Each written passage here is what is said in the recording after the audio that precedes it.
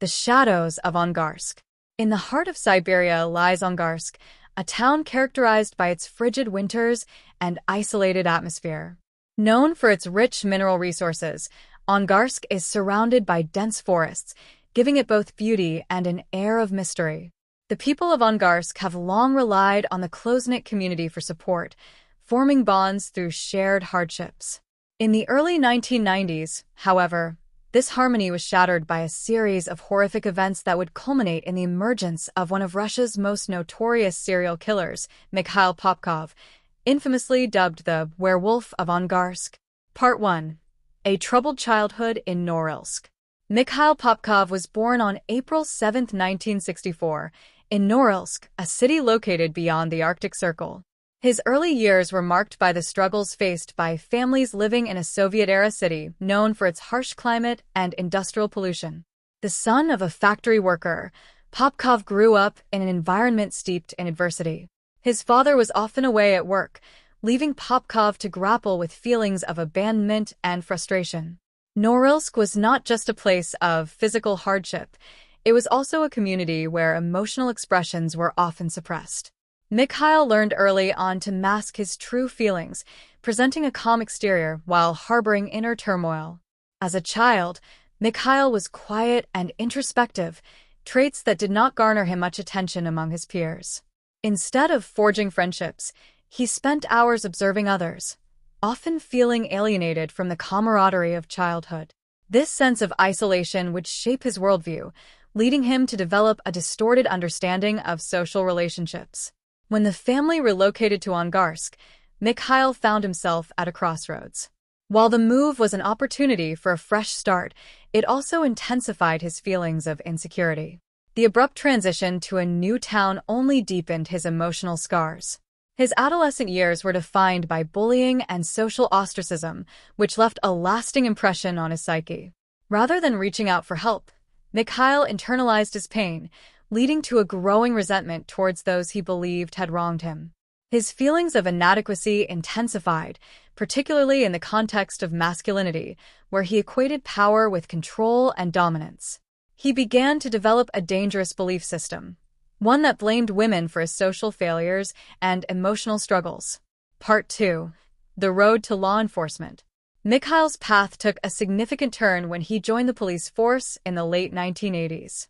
The profession afforded him a sense of authority and respect that he had long desired.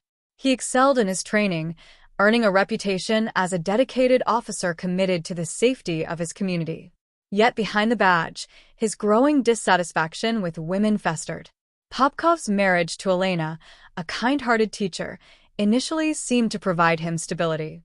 However, the undercurrents of suspicion and jealousy soon surfaced. In the beginning, Popkov portrayed himself as the quintessential family man. He engaged in school activities with his daughter and participated in community events. To outsiders, he was the embodiment of civic duty, a protector of the people. However, beneath this facade lay a man who felt increasingly threatened by the very fabric of the society he swore to protect. Popkov's life with Elena quickly became a battleground for his unresolved anger and suspicion. His paranoid thoughts about his wife's fidelity consumed him. Instead of confronting his fears, he lashed out in more destructive ways. He would often berate Elena for trivial matters, projecting his insecurities onto her. As their marriage deteriorated, Popkov's inner demons grew stronger. He began to view women as symbols of betrayal and moral decay, deepening his misogynistic views. The police force provided him with both the means and the opportunity to act on these beliefs. Part 3. The First Murder. In the bleak winter of 1992, Popkov committed his first murder. The victim was a young woman who was walking alone late at night, her trust in the safety of her surroundings misplaced. Dressed in his police uniform, Popkov approached her, offering assistance. It was a calculated move, one that played on the societal trust placed in law enforcement. Once in his vehicle, he drove her to a secluded forest area under the pretense of ensuring her safety. It was here, away from prying eyes, that the transformation from officer to predator took place. Popkov's actions during the murder were chillingly methodical. He attacked with a ferocity that belied his outward calm. The brutality of the assault left the victim not only dead but also desecrated, a reflection of the rage that coursed through him. This act marked the beginning of a dark journey, one that would see him claim numerous victims over the next 2 decades. Each subsequent murder grew more audacious, with Popkov feeling emboldened by the apparent lack of suspicion directed toward him. The cold, stark environment of Angarsk became a silent witness to his heinous acts. As the bodies began to pile up, the fear gripping the community was palpable. Women began to alter their routines, avoiding the streets at night, and families kept a closer watch on their loved ones. The sense of safety that had once defined Angarsk was slipping away, replaced by an overwhelming sense of dread. Yet, even as fear consumed the community, Popkov continued his killings, using his police badge as a shield against detection. Part 4. The evolving methods of murder. Popkov's methods evolved as he gained confidence in his ability to evade capture. He meticulously planned his attacks, often targeting women who he perceived as vulnerable. Over the years, he expanded his modus operandi, luring victims with a variety of tactics designed to exploit their trust. From pretending to be a police officer offering help to those in need to taking advantage of women who were intoxicated or otherwise incapacitated, Popkov became a master manipulator. As he transitioned from his first murder to subsequent killings, the brutality of his attacks escalated. He developed a pattern of violence that included mutilation, often leaving his victims in a state that shocked even the most seasoned investigators. In one instance, he used an axe to carry out his gruesome act, leaving behind a scene of horror that would haunt the community for years to come. Each murder was not merely an act of violence, but a twisted message reflecting his distorted worldview, one that saw women as unworthy of life if they failed to meet his moral standards. The psychological impact of his actions rippled through Angarsk. As missing person reports flooded the police department, officers grappled with the horrifying realization that a serial killer was operating within their ranks.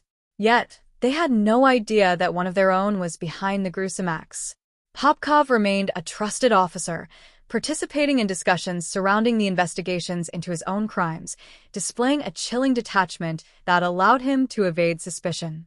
His colleagues would describe him as dedicated, hardworking, and committed to his duties, completely unaware of the darkness that lay beneath his surface. Part 5. The community struggles to cope. The growing number of unsolved cases weighed heavily on the community and the police force alike. Fear transformed into paranoia as women took precautions to protect themselves. Local mothers instructed their daughters to avoid dark areas and to be vigilant in their surroundings.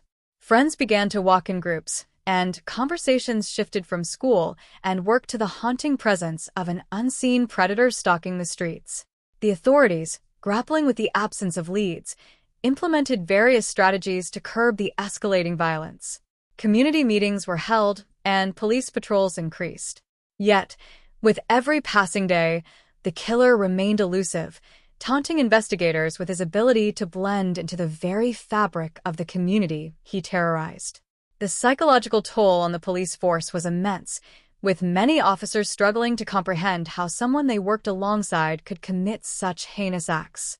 Popkov's reign of terror stretched into the late 1990s and early 2000s. As the years passed, he grew increasingly reckless. He began committing murders in quick succession, driven by an insatiable hunger for violence. Each act left a mark not just on his victims, but on the community as well. Families were torn apart, and friendships dissolved as trust eroded under the weight of fear and suspicion. Part 6. The final straws. As the 2010s approached, Popkov's confidence began to falter. The police force had implemented advanced investigative techniques, including DNA profiling, that were slowly becoming accessible even in remote areas like Angarsk. The advent of forensic technology marked a turning point in the investigation of the murders. Detectives began to reconsider old evidence, and DNA collected from crime scenes offered a glimmer of hope for closure. In 2012, a major breakthrough occurred when the police launched a new initiative to encourage local citizens to come forward with information. It was during this initiative that they received a tip that would eventually lead to the identification of Popkov as a suspect. Community members, still haunted by the shadow of fear, began to speak up, sharing stories of women who had gone missing and the circumstances surrounding their disappearances. As they did so, investigators revisited cold cases, analyzing evidence that had long been overlooked. The process was slow and painstaking. However, in the summer of 2012, detectives were able to match DNA collected from multiple crime scenes to Mikhail Popkov. The revelation sent shockwaves through Angarsk and the greater Russian community. It was difficult for people to reconcile the image of a devoted family man with that of a brutal serial killer.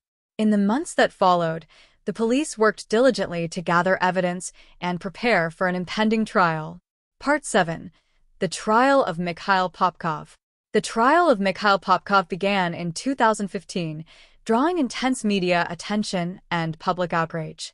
The courtroom was filled with families of the victims, many of whom had waited years for justice. As the details of his crimes unfolded, the atmosphere grew increasingly charged with emotion. Popkov's demeanor during the trial was chillingly calm. He exhibited no signs of remorse, recounting his actions in a detached manner as if discussing an abstract concept rather than the brutal murders of innocent women. The prosecution painted a harrowing picture of Popkov's double life, emphasizing how he had betrayed the trust placed in him by the community and the police force. They presented evidence that included DNA matches, testimonies from investigators, and the chilling details of his murders.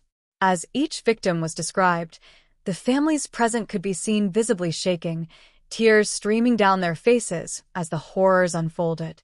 Popkov, for his part, attempted to rationalize his actions, offering a disturbing glimpse into his warped mindset.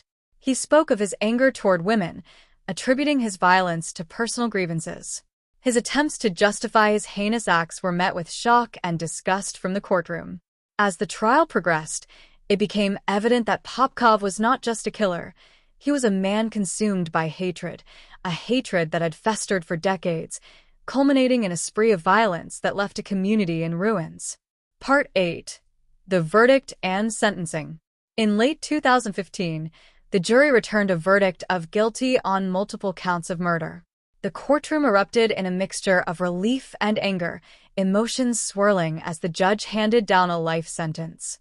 Mikhail Popkov was sentenced to life in prison, a punishment that many felt was insufficient given the magnitude of his crimes.